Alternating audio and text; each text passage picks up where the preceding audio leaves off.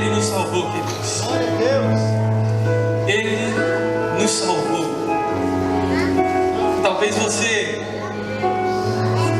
está aqui essa noite pensando assim: vou lá na igreja hoje porque hoje é culto de Páscoa. Quem sabe no final do culto alguém entrega um chocolate de brinde hoje. Talvez o seu dia, desde a hora que você acordou, foi assim: acordou, tomou café, correu para abrir um ovo de Páscoa. Se você não tinha um ovo de Páscoa, talvez tinha uma barrinha de chocolate. Se não tinha uma barrinha de chocolate, talvez tinha um Kinder Ovo. Se não tinha o Kinder Ovo, tinha talvez um bis. Se não tinha um bis, pelo menos uma colher de Toddy você botou na boca hoje para comer chocolate. Quantos botaram uma colher de Toddy na boca hoje ou pode ser Nescau, né? Talvez a maior preocupação do nosso dia de hoje foi comer um pedaço de chocolate. Afinal de contas, nós estamos na Páscoa, né? E se eu perguntasse para você qual é a primeira coisa que você lembra quando se fala de Páscoa, tirando o coelho, é chocolate. E quando não é chocolate, é torta caprichada. A gente sempre lembra dessas coisas. A gente sempre lembra. Obrigado. A gente sempre lembra daquelas coisas que ensinaram pra gente desde criança, desde a escola. Você tinha que cantar aquela musiquinha com uma mascarazinha de coelhinho, dizendo de olhos vermelhos, cabelos brancos. Eu não sei o resto, porque eu nunca fui fã dessas coisas, mas eu gostava de chocolate. Só que eu quero te dizer uma coisa: a Páscoa é muito mais do que chocolate.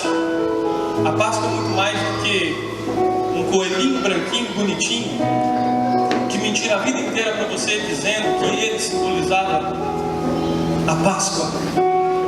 Mentira para você a vida inteira, dizendo que você tinha que comer chocolate nesse dia. As pessoas, elas ficam agitadas, desesperadas. Só que eu quero te lembrar de uma coisa: a Páscoa verdadeira, ela é muito além do que isso. Você já se perguntou? Irmão, de vez em quando eu me pego viajando em casa, e eu sou assim mesmo, eu viajo sozinho, fico rindo sozinho. Eu fiquei imaginando um coelho colocando ovo. Você já viu uma galinha quando coloca ovo? Que desespero que é pegar uma galinha. A primeira coisa que ela faz é logo cantar. Ela diz: opa, deu uma luz ou mais um aqui. Imagina um coelho. Alguém que já viu o coelho botando ovo? E de chocolate ainda por cima? Eu nunca vi. Os coelhos são mamíferos, não são pássaros. Você já se perguntou de onde surgiu? Por que te enganaram a vida inteira dizendo que no dia da Páscoa tinha um coelho especial que botava ovo? Eu fui ler sobre isso e eu achei a seguinte questão: depois que o Império Romano caiu pelos bárbaros, os bárbaros germanos, que deram origem à Alemanha, eles adoravam uma deusa, e essa deusa, ela era a deusa da primavera. Essa deusa da primavera, ela gostava de um animalzinho, segundo a mitologia, e esse animalzinho era o coelho. E um dia essa deusa, brincando na floresta, dizem que ela olhou para um passarinho que ela achou bonito. Ela falou bem assim: eu vou transformar esse passarinho em coelho, porque eu gosto de coelho. Ela transforma o passarinho em coelho. Só que ela não consegue desfazer o que ela tinha feito, e aquele coelho começou a botar ovos. Está entendendo? Isso tudo faz parte de um mito, de um credo, de um povo que adorava uma deusa da fertilidade e da primavera. E aí eles trouxeram isso para o meio do cristão, do mundo cristão, porque eles tinham algumas culturas, alguns povos, eles tinham os mitos de adorar os deuses de alguns povos, principalmente os romanos. Eles adoravam ao Deus daquele povo, e eles adoravam de uma forma mais intensa que o próprio povo, porque eles acreditavam que se eles fizessem isso, o Deus daquele povo daria aquela terra para eles. E os romanos, quando eles dominaram a parte de Israel, o mundo cristão, eles começaram a trazer isso para dentro da cultura cristã. E trouxeram esse monte de lixo, esse monte de bagagem, esse monte de coisa. Mas isso é uma outra hora, a gente entra mais a fundo nisso. E sabe o que aconteceu nos nossos dias? Inventaram pra gente que sempre na Páscoa tem um coelho, tem um chocolate, e você paga cada um ovo de chocolate de 170 gramas, que ele custa 5,60 mais ou menos, e na Páscoa você paga 31. Só por causa do que tem dentro do ovo. Você nem sabe às vezes. Inventaram pra gente uma história para desviar o foco da verdadeira história. A verdadeira história da Páscoa ela é muito mais profunda do que você imagina. Para quem presta atenção na Bíblia, vai ver que a Páscoa ela é muito mais importante do que o Natal. E nós, cristãos, damos tanta importância para o Natal. Oh, tadinho, o menino Jesus nasceu. Oh, tadinho, o menino Jesus nasceu, pobrezinho, menininho, defeso, lá na estrada. E a gente faz do Natal aquela expectativa, e a gente come, e come, e come, e o Natal ganha outro sentido.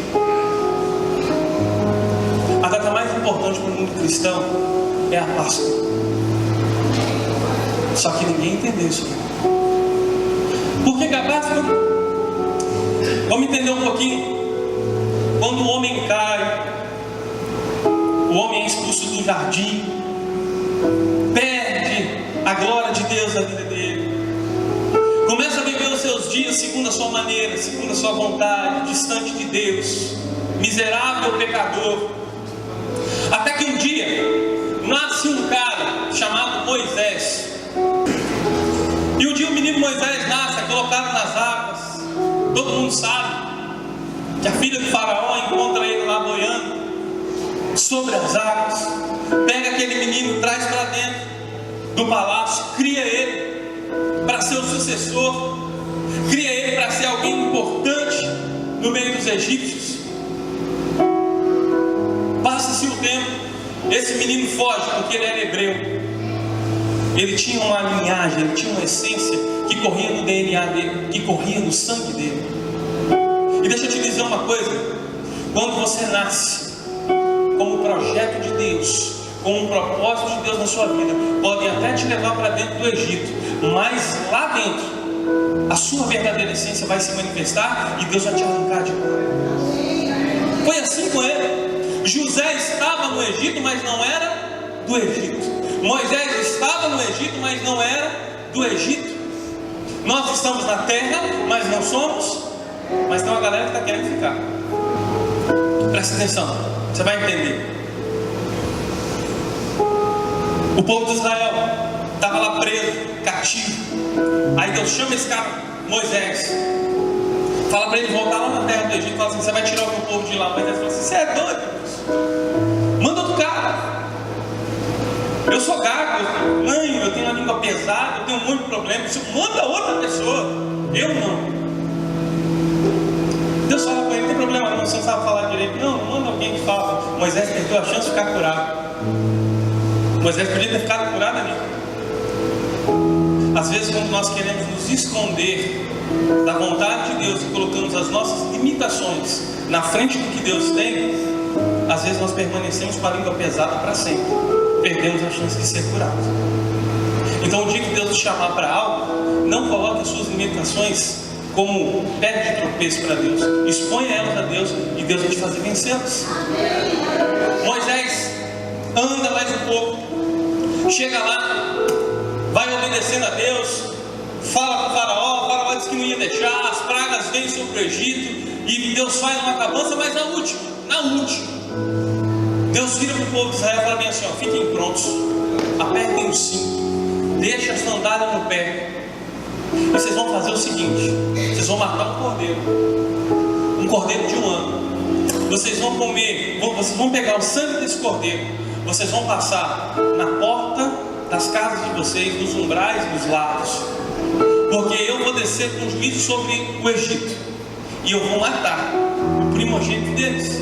Só que vocês vão pegar essa carne desse cordeiro, vocês vão comer ela com pães ázimos, sem fermento e ervas amargas.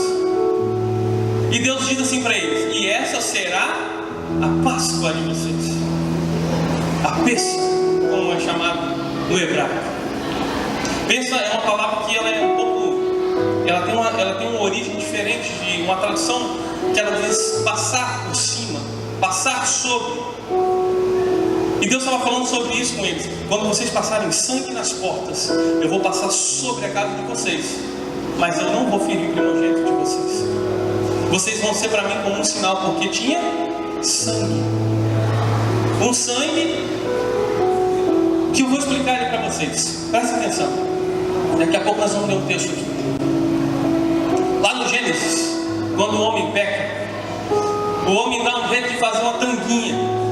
Pega lá umas folhinhas, mede mais ou menos a folha, amarra lá de um. Eu não sei como que eles conseguiram fazer aqui, mas fizeram. Uma tanguinha mais ou menos. Imagina que feio que não era. Ficou tão feio que Deus olhou e falou: meu Deus, esse povo é criativo demais. Aí Deus vira para Adão e fala: minha senhora, pega o cordeiro, mata ele, faz vestes para eles. E Deus lança algumas sentenças sobre os homens e sobre a mulher.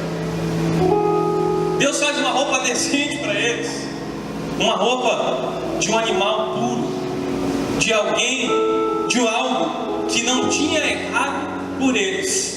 Mas Deus resolve começar a mostrar o plano dele logo quando o homem cai.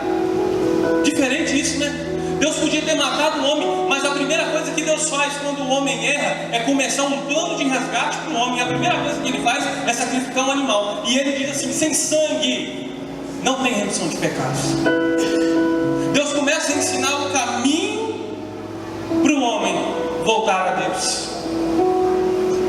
O homem erra, tropeça, cai, começa aquela história toda que você sabe. O dia que eu chegar no céu, eu vou ter uma conversa séria com a dona Eva e o senhor Adão. Vocês vão ter que me ouvir. Assim, por causa de vocês dois, seus sem vergonhas, eu passei muita raiva na terra, mas também tive muita vitória. A história nos diz que Deus começa a levantar homens, um após o outro. Homens abençoados, mas todos eles falharam em algum momento da história. Todos eles pecaram, todos eles transgrediram a lei, e isso não era suficiente para que Deus manifestasse aquele que hoje nós conhecemos como Senhor das nossas vidas e que mudaria a nossa história. Eu uma vez estava assistindo uma aula, e eu comecei a entender por que Ana ficou desesperada por não dar à luz. Não era somente pelo fato dela não ter filhos. Toda mulher em Israel que não tinha filhos, ela era considerada maldita, e a maior tribulação na mente daquelas mulheres era ter na mente delas que elas não poderiam talvez dar à luz ao Salvador do universo, aquele que cumpriria a promessa. Ninguém sabia quem seria escolhido, até que um dia Deus decide que estava na hora. Deus decide que tinha que completar uma obra na vida dos homens. Aí ele envia Jesus. Jesus ele entende o chamado de Deus. Jesus entende o que Deus disse a respeito dele. Jesus entende o que Deus disse a respeito do homem. E Jesus também entende que ninguém além dele podia fazer o que tinha que ser feito. E aí Jesus começa a se esvaziar. Gente, presta atenção, pensa comigo. Jesus começando, levanta do seu lugar, começa a tirar a coroa, coloca em cima talvez do trono.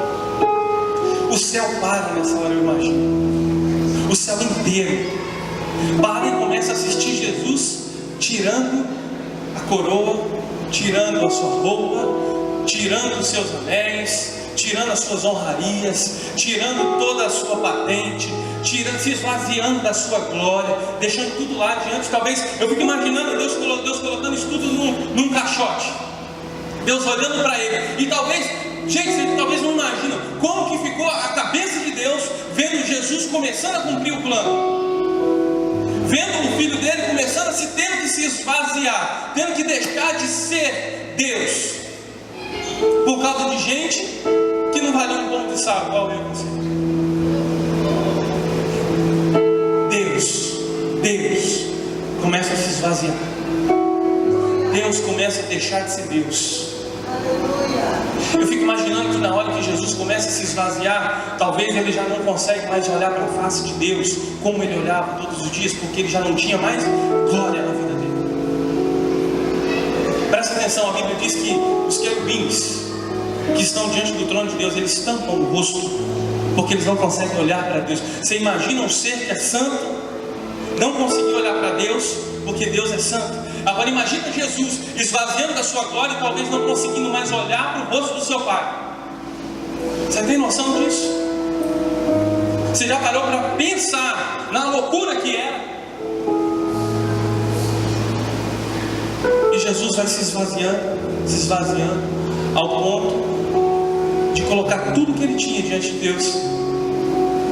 Aí Deus manda um mensageiro na frente, encontra uma jovem de 14 anos, fala assim: você é agraciado, você é bendita entre as mulheres, você vai dar a luz ao Salvador da humanidade. Talvez Maria fique assim: você tem certeza? Você, eu estou noiva, rapaz, como é que eu vou falar para o meu noivo que eu estou grávida? Irmãos, se coloca no lugar de Maria. Imagina que você é noiva de alguém, virgem. Aí você vira para o noivo e fala bem assim, que está grávida. Cara, José era homem de Deus. José era homem de Deus, mas era mesmo homem de Deus. José era tão homem de Deus, sabe o que ele fez? E quando Maria falou que estava grávida, ele quis ir embora de noite para não expô-lo. Imagina se José fosse boca aberta igual eu e você. Mulher sem vergonha, me traiu, né? Tá grávida, miserável, vou largar você. Já tinha entregado o plano todo ali, ó. Nem sabia o que estava acontecendo. Mas José ficou quieto. José ficou calado. Ele simplesmente decidiu sair à noite para não expor Maria. Às vezes, por falarmos demais, nós estragamos o plano de Deus na vida da gente. Nós paralisamos tudo que Deus está fazendo e a gente precisa voltar lá no início da fila, porque a gente fala demais.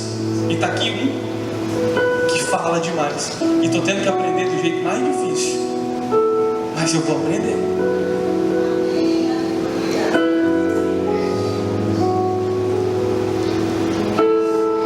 Aí José dorme.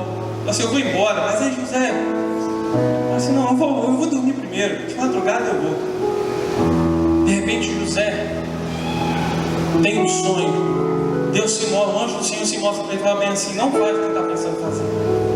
Essa mulher está grávida do Espírito Santo. O Salvador está dentro dela. José entende o seu chamado. Qual era o chamado de José? Cuidar de Maria e cuidar de Jesus enquanto ele necessitasse. Aí tem gente que não dá nem moral para José. José foi o carpinteiro, fazia os bancos, as cadeiras, os armários. José foi o cara que Deus escolheu para sustentar Jesus enquanto Jesus era pequeno. E Deus escolheu você para manter esse lugar aberto enquanto Deus precisar de jeito na terra. Aí sabe o que a gente faz? Não, vou dizimar não, vou ofertar não, vou dar dinheiro para pastor não, vou dar dinheiro para a igreja não. José entendeu que ele tinha que cuidar de alguém que salvaria a vida dele, e Jesus delegou a nós o dever de manter essas portas abertas, igual José. Fecha para dentro. Vamos voltar para a história. José entende isso, segue a vida, pega Maria, tira ela do lugar que estava. Então, eu acredito que José até antecipou o casamento, talvez não quis nem festa. Falou: vamos pegar essa menina, vamos levar logo daqui, porque tem algo diferente dentro da vida dela. José não encosta nela até que ela tivesse dado a luz. Nasce o Salvador num lugar improvável, num lugar que eu tenho certeza que se fosse eu e você falar, não deixar meu filho nascer aqui nada. Mas Jesus nasce lá. Jesus já começa de um jeito diferente. Os sinais de Jesus se manifestam na terra, e o povo de Israel não percebe, não entende. Sabe por quê? Porque Israel estava esperando um homem forte, talvez alto, com uma armadura daquelas de dar medo em qualquer um, com uma espada imponente, com uma capa diferente, montado num cavalo, talvez chegando com alguns dos seus soldados mais preparados para poder tomar simplesmente Israel da mão de Roma. Olha só que mente pequena. Israel estava olhando para o umbigo, enquanto Deus olhava para a terra inteira.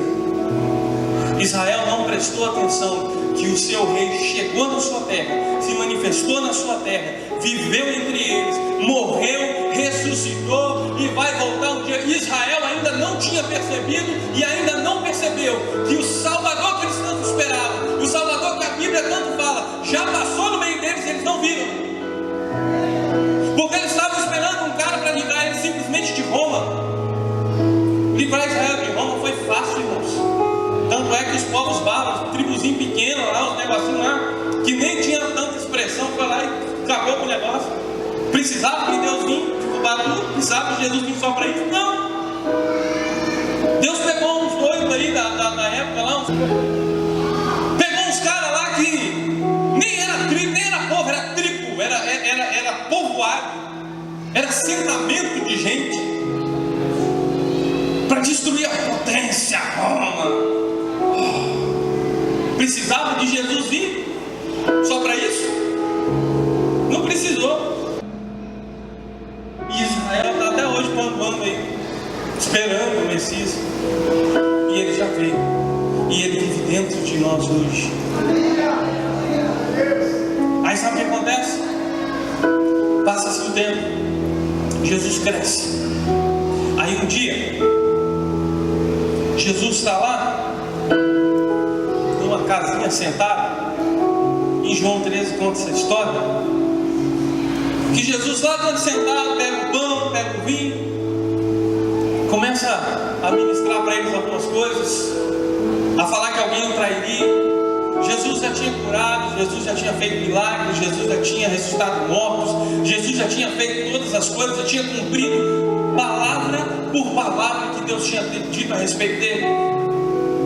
Aí Jesus levanta lá nos pés dos discípulos, senta de novo, toma a última ceia com ele, porque eles estavam celebrando a Páscoa. E a gente achando que Jesus estava celebrando o Natal. Toda vez que a gente olha para a ressurreição de Jesus, para a morte e a ressurreição de Jesus, a gente lembra do Natal. E não tem nada a ver com Natal com Páscoa. Até porque no Natal o povo dá presente, na Páscoa o povo dá chocolate. Não tem nada a ver uma coisa com a outra. Jesus estava celebrando a Páscoa e não o Natal. Então, dia 25 de dezembro, não fica desesperado para comprar um troço para dar para alguém, porque você não está comemorando o aniversário de Jesus coisa nenhuma. Jesus não pediu para lembrar do aniversário dele, até porque ele não nasceu dia 25 de dezembro.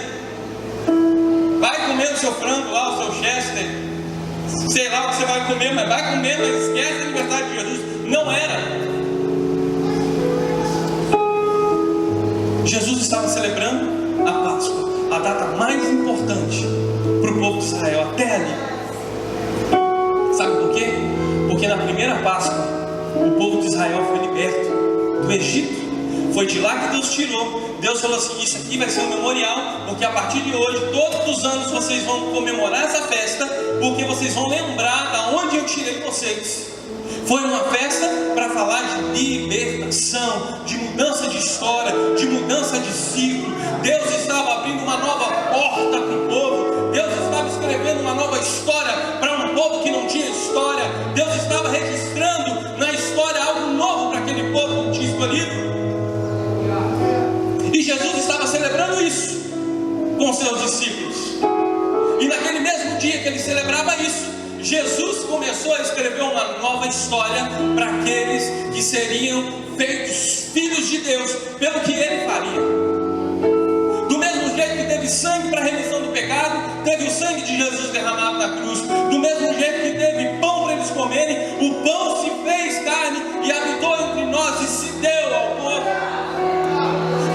jeito que tinha cordeiro para o sacrifício, Jesus também foi o cordeiro. Ele morreu como cordeiro.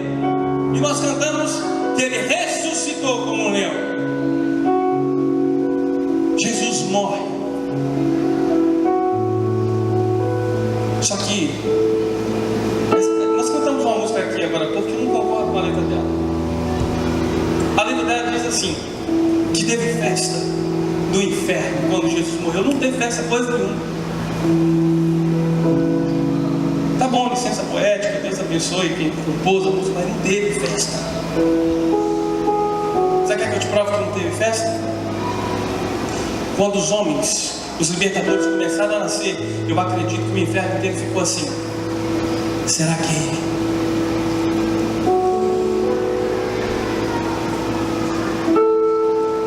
Quando Jesus desce na sua glória, o céu começa a observar um movimento diferente. O céu começa a perceber que tinha alguma coisa diferente. E aí os demônios começam a olhar e falar: será que é ele? Aí Jesus começa a cumprir a primeira profecia. Jesus cumpre a segunda, a terceira, e vai cumprindo, e o inferno começa a ficar agitado. Satanás e os seus demônios começam a perceber que aquele ali era o Filho de Deus. E sabe em que momento ele tem certeza que aquele era o Filho de Deus? O dia que está registrado lá em Mateus 4, que Jesus é batizado. E depois que Jesus é batizado, sabe o que acontece? Uma voz do céu diz assim: esse é o meu Filho, em quem eu tenho prazer. Aí pronto, o inferno, a capetada começou a entrar uma dentro da outra, começa a ficar desesperado. Fala: ele chegou. Aquele que tinha que cumprir a promessa chegou.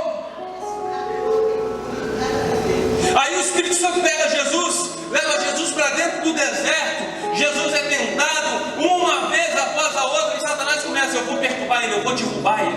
Porque se Jesus errasse, queridos, meia vez, Jesus não precisava errar uma vez inteira, Jesus só precisava errar meia vez. Jesus só precisava ter uma intenção de pecado para poder botar tudo a perder. Era game over. O plano de Deus ia por água abaixo. O inferno fez de tudo para parar Jesus. O inferno fez de tudo para que Jesus pecasse. O inferno fez de tudo que pôde para impedir que a palavra de Deus chegasse em algum lugar. Jesus estava na cruz. Alguém prestou a boca para Satanás e disse assim: olha. E alguém que conhecia as Escrituras, alguém que estava no meio da igreja, alguém que se dizia crente, conhecedor de todas as Escrituras, virou e falou assim: ei, se tu eras mesmo Cristo, salva-te a ti mesmo, desce, e aí nós vamos crer. Sabe o que Jesus fala? Ô Pai, perdoa eles, que eles não sabem o que eles estão fazendo. Não foi ímpio que disse para Jesus descer da cruz. Era quem conhecia a palavra, mas não percebeu que a palavra estava na cruz, cumprindo o que o dono da palavra tinha dito.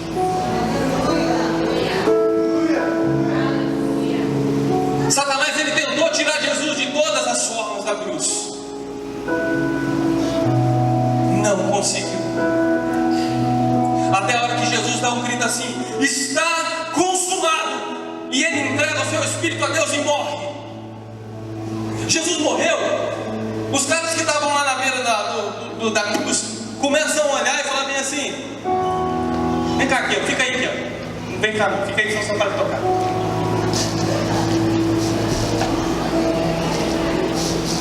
Aí alguém gritou: ô, Tião,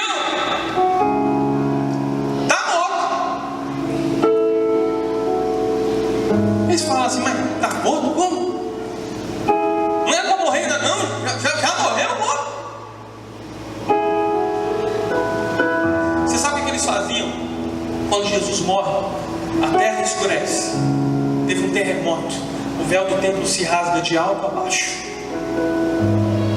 Eles com medo começaram a verificar quem estava morto.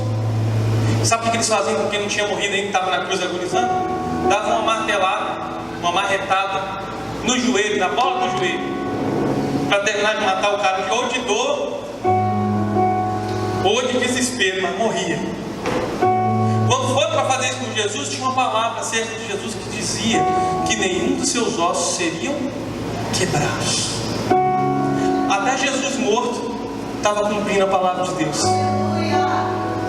Só que Jesus morto ainda não resolvia tudo, resolvia uma parte. O sangue de Jesus é derramado em toda a terra, e a terra tinha se tornado maldita por causa de um homem. Aí Deus vira para ele e fala bem assim para esse homem: você vai ter que suar para comer o pão.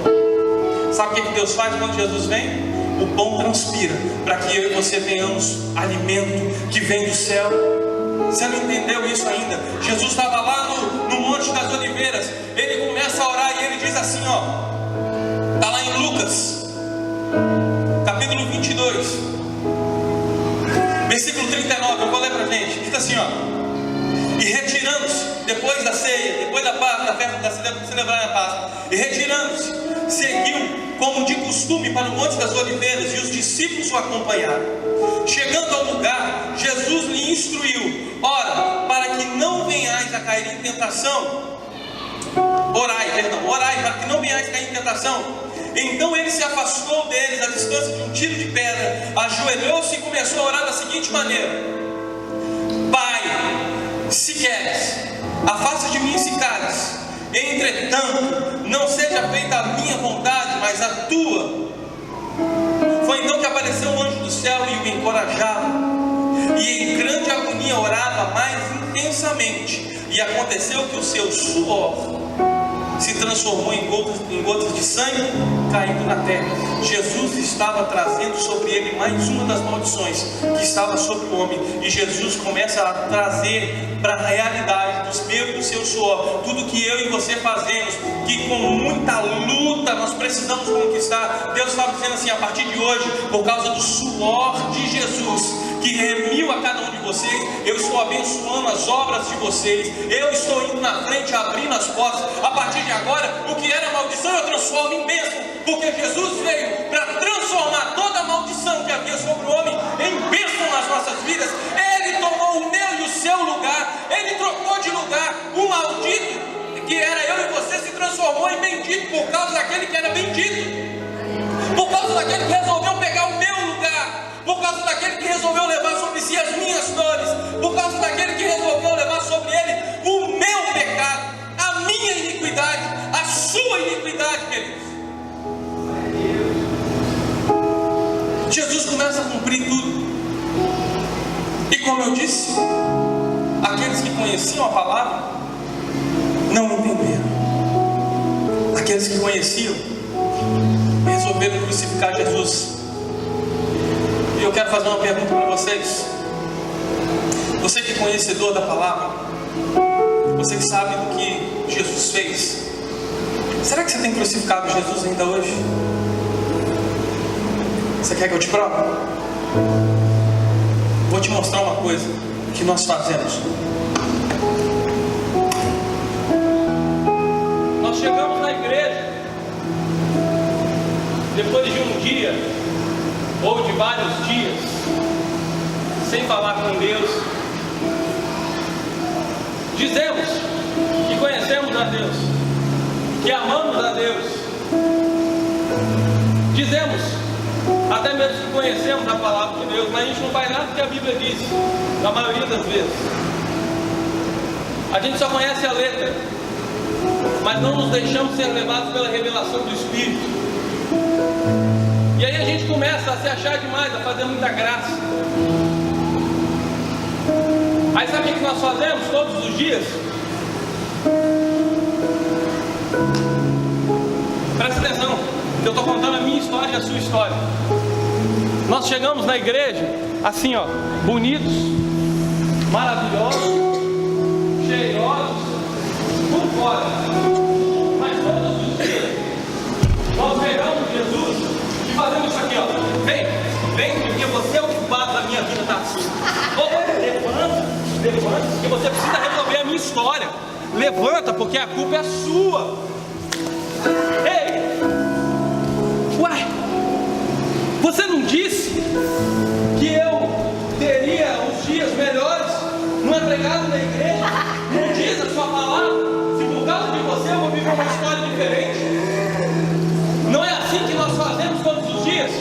Quando nós escolhemos lá fora aquilo que não é a vontade de Deus, quando nós pegamos a palavra de Deus, que é a verdade, e nós fazemos o seguinte: deixa essa palavra para lá, porque não está sendo verdade, deixa que eu resolvo com o meu braço, deixa que eu resolvo do meu jeito. Aí Satanás se apresenta. Depois que nós saímos do culto, depois que nós saímos da igreja, às vezes nós rodamos no poder, falamos tantas coisas, pregamos, cantamos mentiras, porque na hora do louvor a gente até levanta a mão e canta sem entender o que se canta, e falamos sem entender do que é a verdade. Aí Satanás, ele fica do lado de fora, te esperando para tomar um café. E sabe o que acontece? Ele apresenta algumas bandejas para nós. E às vezes nós olhamos para Jesus, seguramos na mão de Jesus no culto, cremos no Jesus morto, que resolve só 50%. Não entendemos que Jesus ressuscitou e está vivo dentro de nós. Presta atenção. Quando nós vivemos metade da palavra, metade da vida, nós simplesmente arrastamos Jesus morto. Nós simplesmente falamos: nossa, está pesado servir a Jesus, está difícil andar com Ele. Sabe por quê? Porque você está arrastando um Jesus morto. O seu Jesus não é verdade. Porque o Jesus que a Bíblia diz, de fato, Ele ressuscitou e vive dentro daqueles que praticam a verdade da sua palavra. Sabe o que nós fazemos todos os dias? Alguém aqui me ajuda, que botar esse Jesus aqui em cima aqui. Vamos lá, me ajuda aí.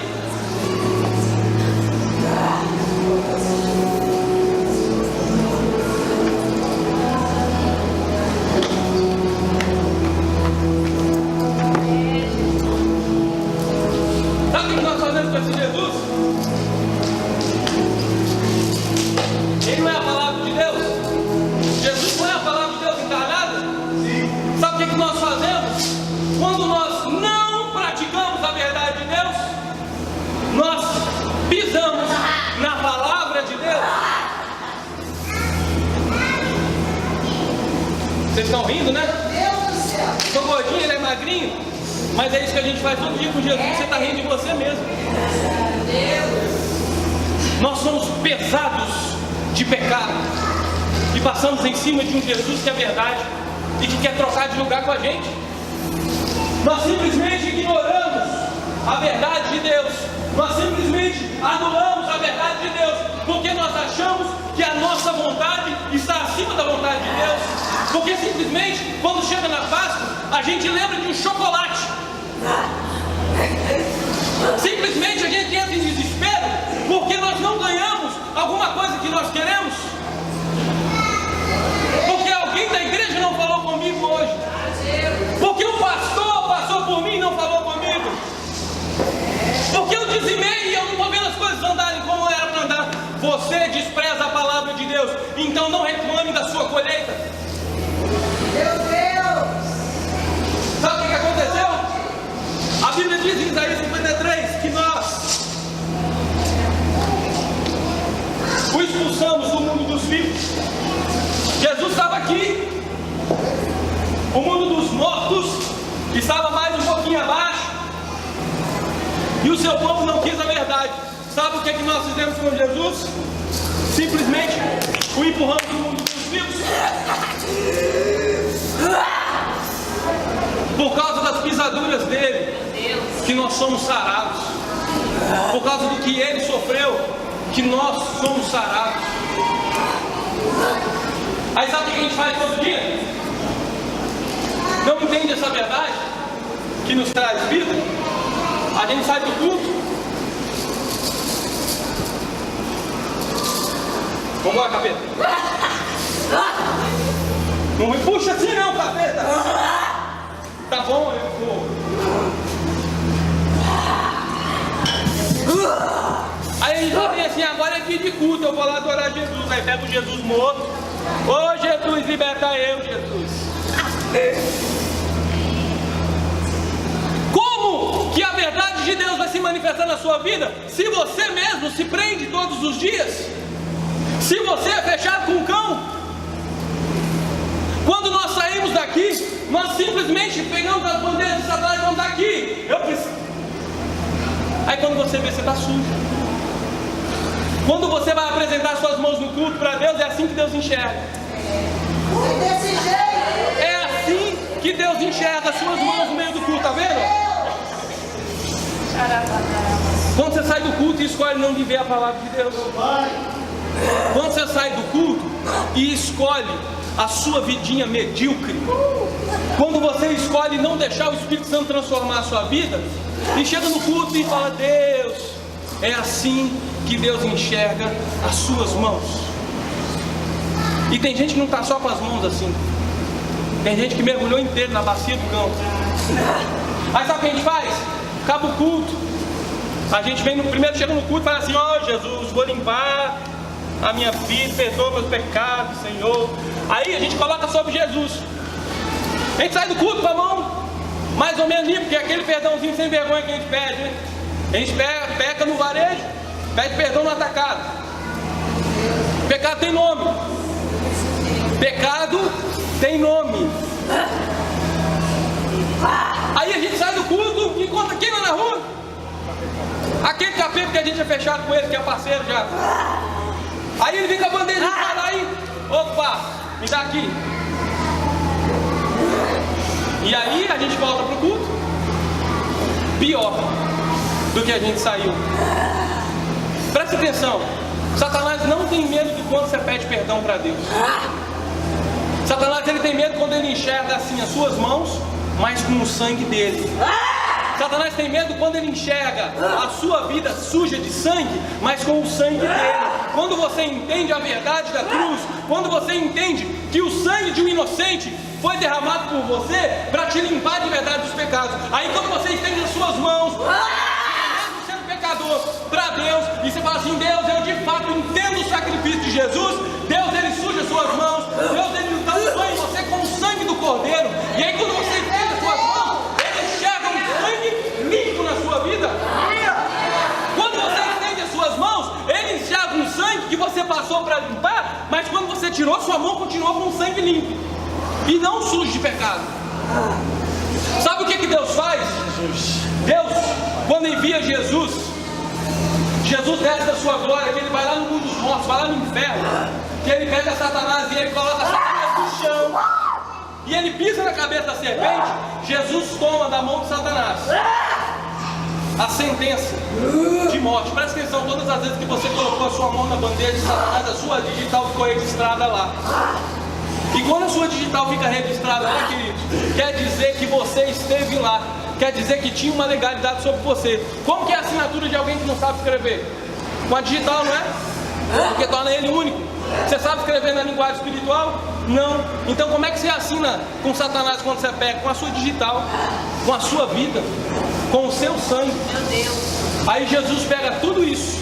Deus pega todo aquele cálice da ira. Deus pega isso que era aqui para ser o seu salário de pecado, a sua morte, e derrama sobre o justo. Ele derrama sobre Jesus. Sabe por quê? Porque sobre ele foi lançada toda a sentença de morte que era para mim e para você. Satanás perdeu a bandeja.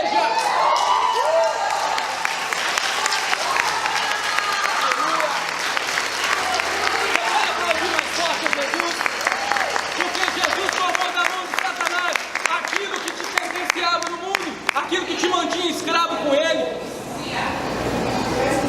aquilo que te prendia. Só que tem um porém. Só vive essa realidade quem entende o sacrifício da cruz.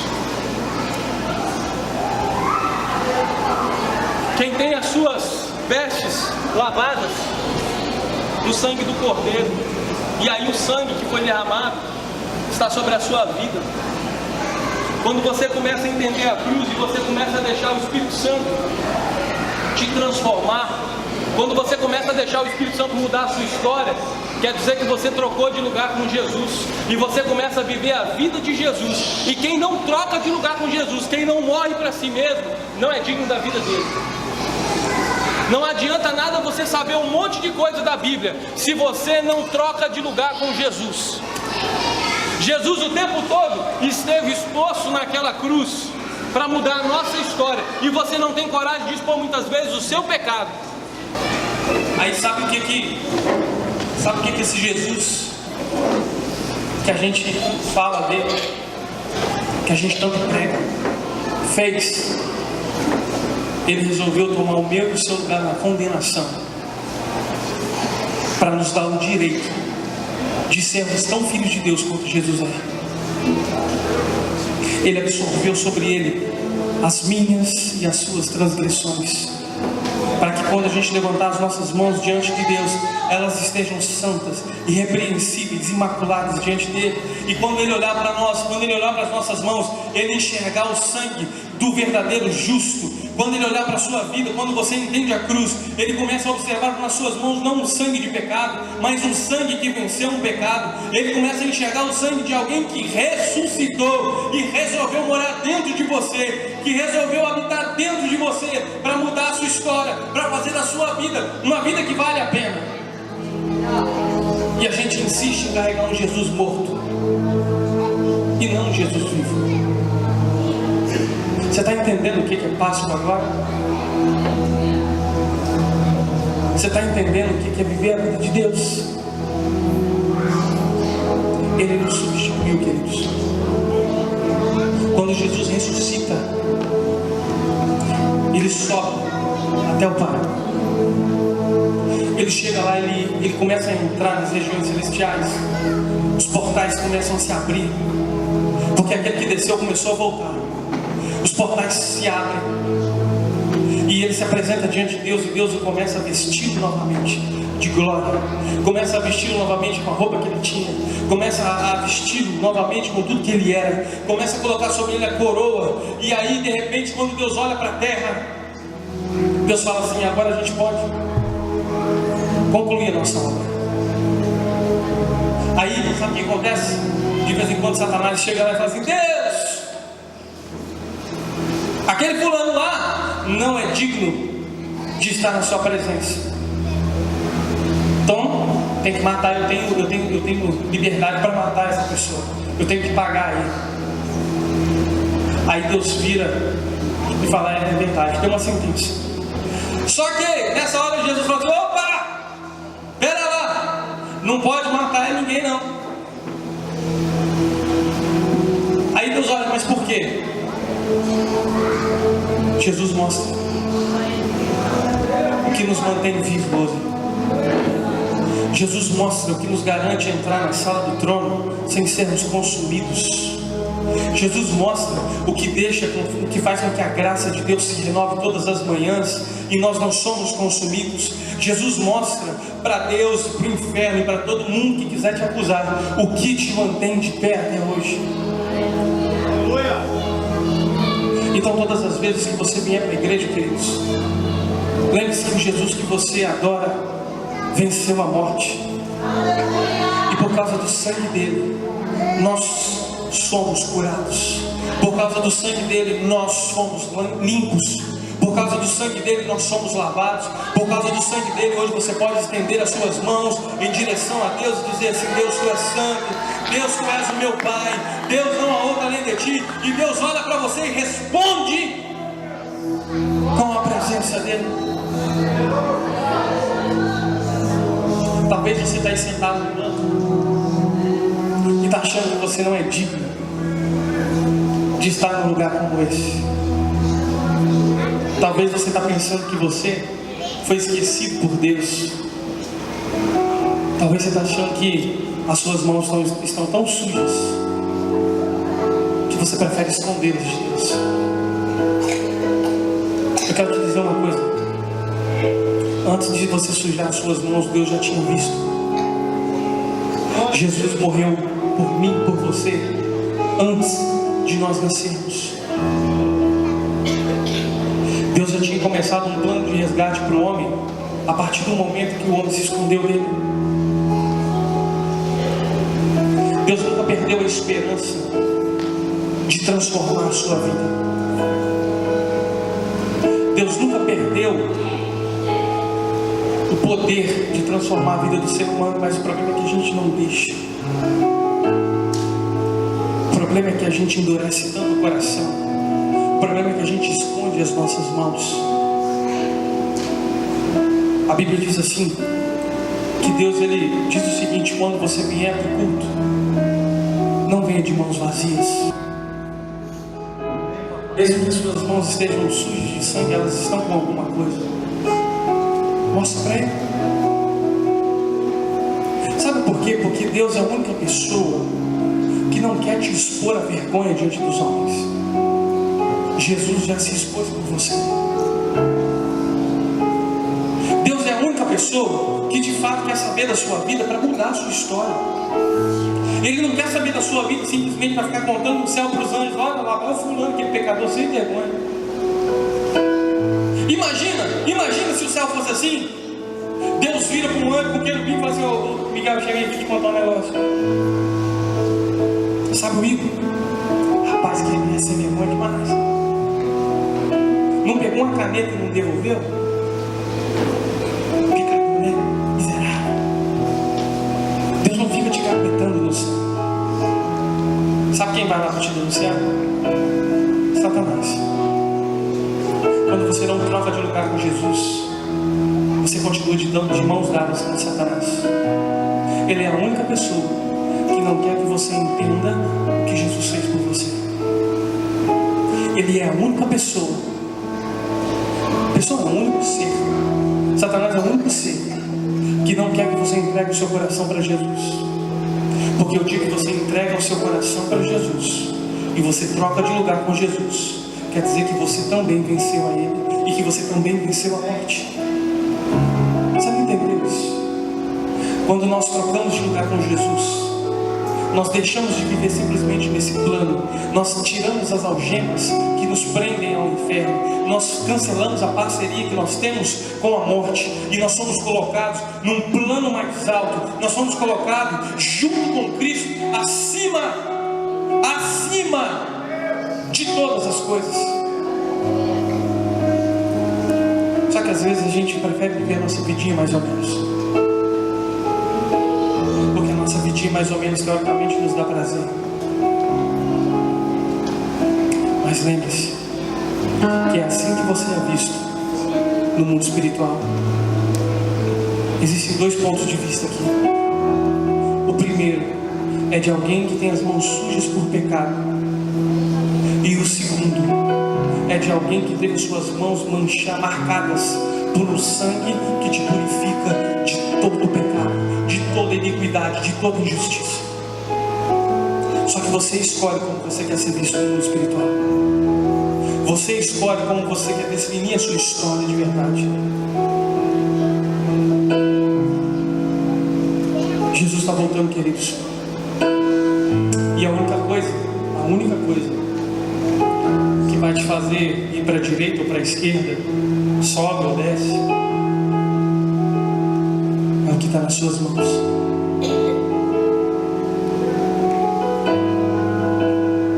Você sabe como você crê em Jesus? Você sabe como de fato você é alguém que recebeu a Cristo na sua vida? Quando as suas mãos têm o sangue dele. Será que não está na hora de dar uma chance para Deus? Será que você não quer aproveitar hoje que é Páscoa? Se a gente fosse olhar num cronograma, hoje era o dia que Jesus tinha ressuscitado. Talvez essa hora Jesus estava indo lá encontrar com Pedro. Talvez essa hora era a hora que Jesus tinha aparecido na casa dos discípulos para dizer com ele: Pai, seja convosco, eu ressuscitei. Eu não sei se talvez essa hora Jesus estava andando com aqueles dois homens na beira do caminho de Emaús. Eu não sei que hora que era essa, o que Jesus estava fazendo nessa hora, mas eu sei que ele estava vivo e está vivo. Eu sei que uma hora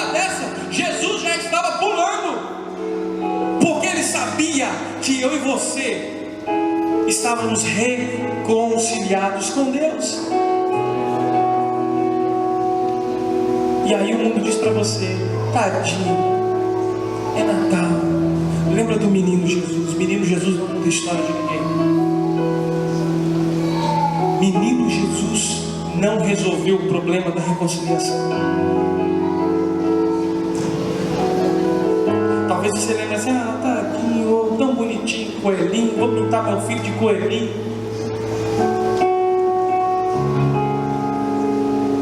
Lembra que o coelhinho faz parte da história de uma deusa alemã.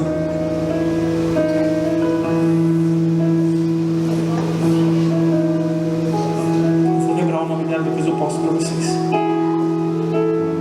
Qual é o fim da história que você quer para a sua vida? Cristo é uma história de sucesso para nós, queridos, mesmo com dores. Eu não estou falando que quando você recebe a Jesus, a sua vida vai ser um mar de maravilhas. Ou parece que quando você recebe Jesus, parece que os dias apertam. Sabe por quê? Porque Deus resolve tirar de você toda a herança desse mundo e começa a te encher com toda a vida que tem em Jesus. Vai, fecha seus olhos aí, fecha.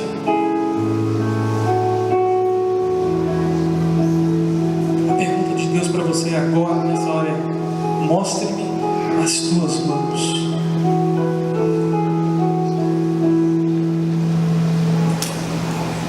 Mostre-me as tuas mãos. O que é que você tem para mostrar na sua mão para Deus? Como é que Ele está enxergando? Qual é o DNA que Ele vê, o sangue que está na sua mão? Será que não está na hora de cancelar a parceria com a morte e começar hoje uma aliança com Cristo? Talvez você está procurando em coisas, pessoas, lugares, ambientes, resposta para a sua história, mas eu quero te dizer que a palavra viva se fez carne e ela habitou entre nós. O verbo vivo que pode mudar a história do homem, o verbo, o dínamos de Deus, o haja de Deus se manifestou em Cristo para mudar a minha e a sua história, para dar forma para a sua vida. Talvez a sua vida está sem forma e vazia, mas hoje Cristo quer ser o haja de Deus para você. Hoje Deus quer restaurar a aliança que Ele tem com a sua vida, para que você não fique mais brincando de crente, porque uma hora Ele vem, pode ser que você não esteja no culto, pode ser que Ele te encontre numa situação de pecado, pode ser que Ele te encontre tomando um café com Satanás. Ele te chamou para ser filho.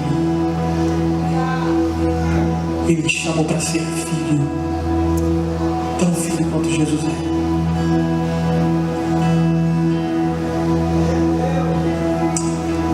Será que você pode confessar para Deus, expor para Deus o que está nas suas mãos? Essa é a melhor hora, queridos.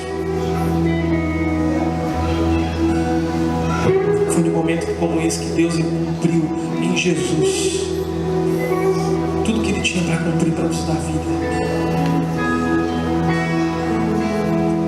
Oh Espírito Santo, oh Espírito Santo,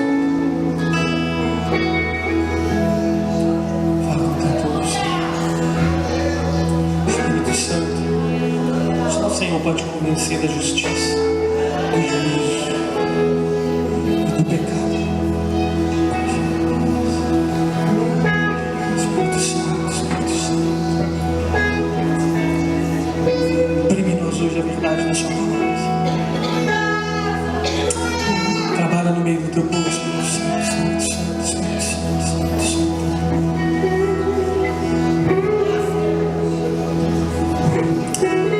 Faz a tua obra nesse lugar, Espírito Santo.